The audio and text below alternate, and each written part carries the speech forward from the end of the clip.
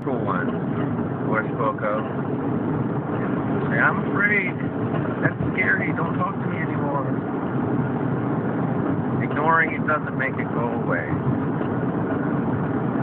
In the same regard, I decided one day, several years ago, that I was going to hang this religious thing, churchianity, if you will, and that I was just going to read the Bible and do that. It all started with Shabbat. Decided, okay, look, we're not going to, we're going to power everything down. I'm not going to work on work. I'm not going to do my day job thing. They asked me to do work on Shabbat. I'll just say, look, I will come in on Sunday, if you will. And I decided to start there. And from there, I started getting into the feast. And I started getting into eating kosher. And I started getting into just doing what the Bible says from the beginning. And it brought me such a richness and such a closer relationship with Messiah and with the Father.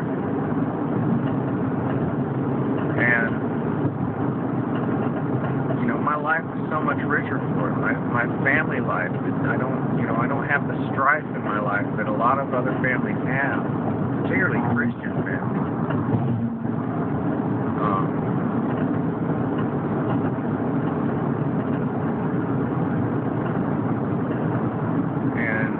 I'm set apart, I hear this argument coming from the Christian church that we need to remain culturally relevant, which basically means selling out, doing whatever the world's doing in order to win the world. You're never going to win the world, so just stop trying. Stop trying to win the world, because it's not going to happen. People go, oh, you got to go after those prodigals. That's not what that parable's talking about. That parable's talking about the son who lost his identity, who will wake up to it and come home.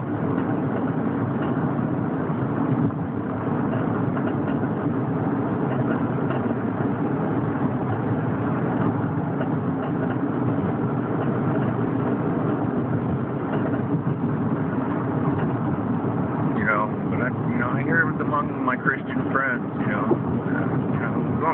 cultural relevance. It's like, no, man. This is what you see these pastors and these, the team leaders. They got sleeve tattoos and they're spreading their ears, splitting their tongues, and they're pierced all over the place, and they look like a demon. It's like, man, you're not gonna save Babylon. Stop trying to be Babylon, to win Babylon over. Stop it. Stop.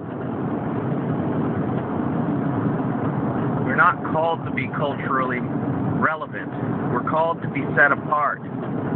We're supposed to do things differently. And if people don't like that, move along.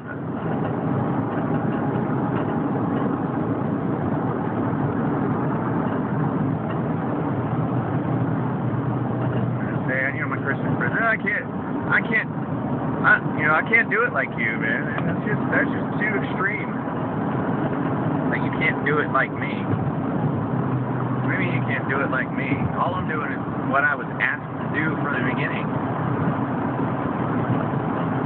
All I've done is stopped being culturally relevant and started being set apart. Started doing things His way. So when you're telling me that you can't worship like I do, I'm not asking you to worship like I do. That's not what I'm here for. What I am here for is to let you know this is how He wants you to do it. So when you're telling me that you can't worship this way, you're basically telling Him you don't want to do it His way. So you're not hurting my feelings. You're not making me feel bad. I do feel bad for you. I do feel sorry for you because you can't let go of your traditions. What you're telling God, what you're telling Yahweh is that I don't want to do it your way. I've chosen instead the traditions of men and their religious system. I've chosen to be stuck in that rather than come out and do it your way, Father. So your argument isn't with me. Your argument isn't, you know, oh, I can't be weird like you. No, I'm not being weird. I'm not trying to be weird. I'm weird enough. I don't have to try to be anything.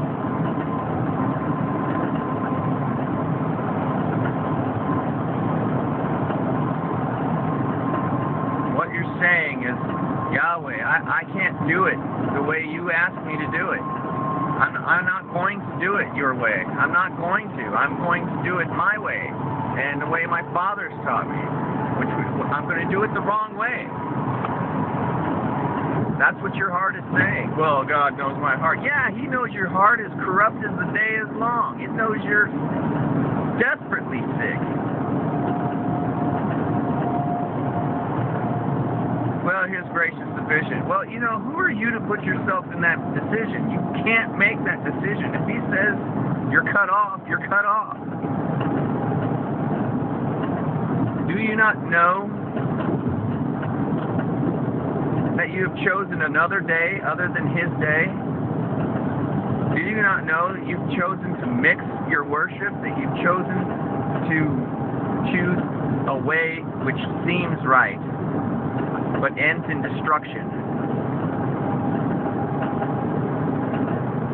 There is a way that seems right to a man, but its end leads in destruction.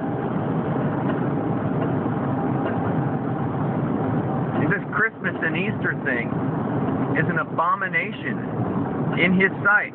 Well, that's not how I look at it. I don't care how you look at it. And neither does He. That's not how I see it. Well, I don't care how you see it. You need to start changing your perspective to how He sees it. And I'm probably going to get some hate over this, but, you know, you're not hating me.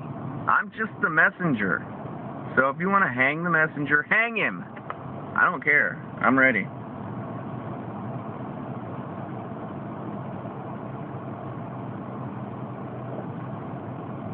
You got to wake up to some sad, sad facts, and it starts right there with what I've been talking about.